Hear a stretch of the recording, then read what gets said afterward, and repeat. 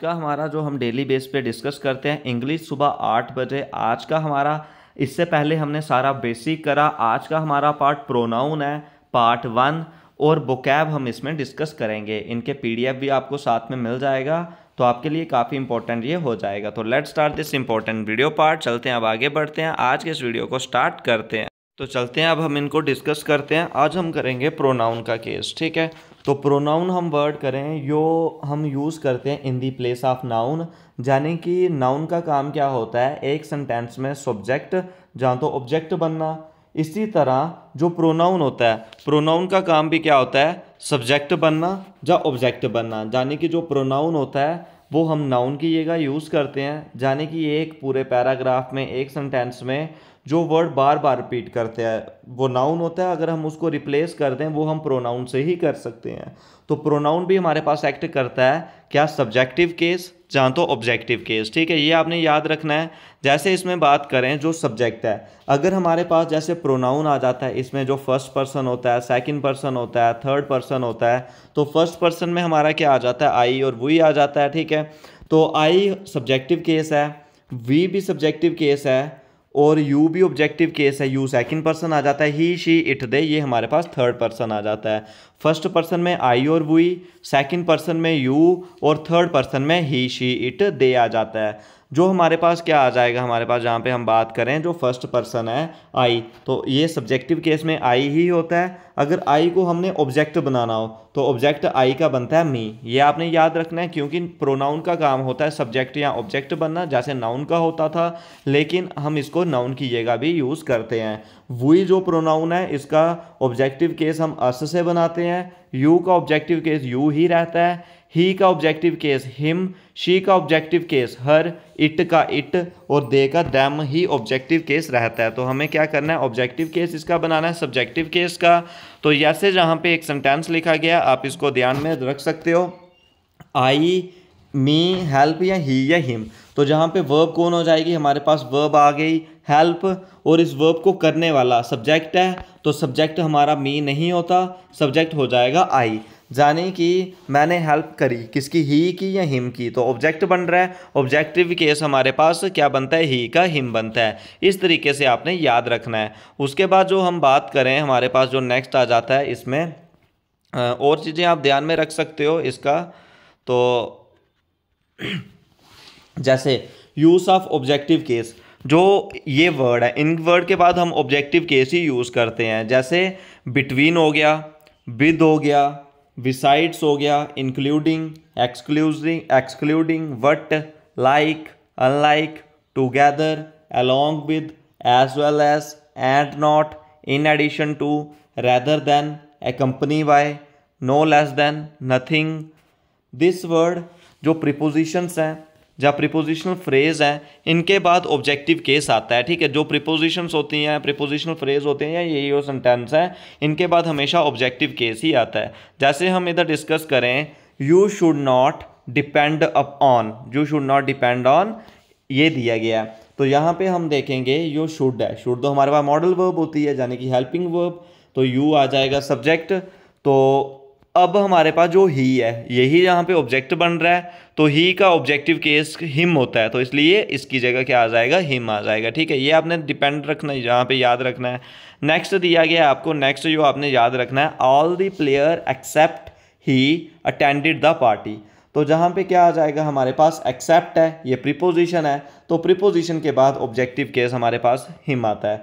जहाँ पे player subject हो जाएंगे, ऑल हमारे पास एडजेक्टिव हो जाएगा, और ही अटेंडेड द पार्टी, तो अटेंडेड वर्ब हो गया, द पार्टी ऑब्जेक्ट हो जाएगा। तो यहाँ पे जो प्रीपोजिशन है, प्रीपोजिशन के बाद जो हमारे पास ऑब्जेक्ट आता है वो प्रीपोजिशनल ऑब्जेक्ट होता है, लेकिन ऑब्जेक्टिव केस ऑफ प्रोनाउन ही नहीं, हिम होता है, ठीक है।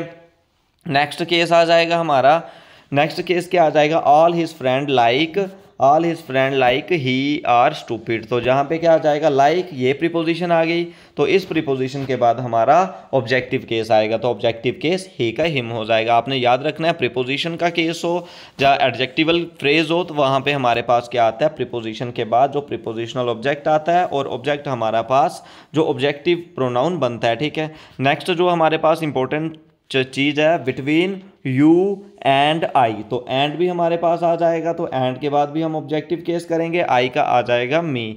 अमन sir is arrogant and rude, ये आपने याद रखना है। नेक्स्ट बात करते हैं, ये कुछ इंपॉर्टेंट टर्म्स हैं आपके लिए, जैसे हमारे पास जो फर्स्ट पर्सन है, ठीक है, जो फर्स्ट पर्सन है, फर्स्ट पर्सन की सिंगुलर फॉर्म क्या होती है, आई। फर्स्ट पर्सन की सिंगुलर फॉर्म क्या होती है, आई, और प्लूरल फॉर्म क्या होती है, वी। ठीक है, ये आपने याद रखना है, ये सब्जेक्टिव केस है। और जो फर्स्ट पर्सन है आई, उसका अगर ऑब्जेक्टिव बनाना हो तो मी से बनता है, और जो इसकी प्लूरल फॉर्म है आई की वो वी होता है, इसके ऑब्जेक्टिव केस बनाना हो तो अस बनता है। लेकिन इसी के साथ जो सेकंड पर्सन है, सेकंड का हमारे पास क्या रहता है, सिंगुलर और प्लूरल, ये यू ही रहता है, इसका सब्जेक्टिव केस भी और ऑब्जेक्टिव केस भी। और थर्ड पर्सन में सब्जेक्टिव केस की बात करें सिंगुलर की, ही, शी और इट, और इनका ही ऑब्जेक्टिव केस क्या बनता है, हिम, हर और इट बन जाता है। ठीक है, ऑब्जेक्टिव, और दे का ऑब्जेक्टिव केस है, लेकिन दे थर्ड पर्सन की प्लूरल फॉर्म है, वो बन जाता है दैम। लेकिन इन्हीं में हमने याद रखना है, इनका पोजेसिव एडजेक्टिव और इनका पोसेसिव प्रोनाउन भी बनता है। हमारे पास अगर पोसेसिव एडजेक्टिव बन रहा है, आई का बनता है माई, और पोसेसिव प्रोनाउन बन रहा है, वो बनता है माइन। अस का बनता है एडजेक्टिव अवर, और पोजेसिव अवर्स, योर और योर्स, हिज, हर, हिज, हर्स बनता है, देयर का देयर्स बनता है। ठीक है, ये आपने कुछ याद रखना है। ठीक है, ये भी कुछ इंपॉर्टेंट टर्म्स थे आप सभी के लिए। नेक्स्ट ही हम बात करते हैं, ये हमारा प्रोनाउन का ही है, इसी के साथ हम वन वर्ड या एडियम फ्रेज भी कुछ करेंगे। जैसे यहाँ पे लिखा है, I always appreciate her work but she never appreciate mine. देखिए यहाँ पे क्या लिखा गया, आई ऑलवेज एप्रिशिएट हर, तो इधर क्या लिखा है, आई ऑलवेज एप्रिशिएट हर्स। यहाँ पे क्या आ गया, जो हमारे पास क्या बना रहा है, हर्स, तो हर्स हमारे पास होता है पोजेसिव प्रोनाउन, तो यहाँ पे पोजेसिव प्रोनाउन नहीं आएगा, यहाँ पे क्या आएगा, ऑब्जेक्टिव केस ही बनेगा। तो ऑब्जेक्टिव केस का क्या हमारे पास क्या रहता है, हर रहता है। ठीक है, तो नेक्स्ट जहाँ पे क्या दिया है, अवर्स हाउस, तो अवर्स हाउस नहीं होगा, अवर हाउस होगा। ठीक है, तो यहाँ पे एडजेक्टिव ये क्या बना रहा था, पोजेसिव बना रहा था, अवर हाउस इज स्मॉल, ये नहीं आएगा। नेक्स्ट ही हम इसमें बात करें, नेक्स्ट क्या आ जाएगा, नेक्स्ट जो हमारे पास आते हैं रिफ्लेक्स प्रोनाउन। रिफ्लेक्सिव प्रोनाउन कौन से होते हैं, जिसमें जो डूअर और सीवर यानी कि करने वाला और जिस पे एक्शन हो रहा हो वो सेम पर्सन हो। ठीक है, वहाँ पे हमारे पास रिफ्लेक्सिव प्रोनाउन आ जाता है।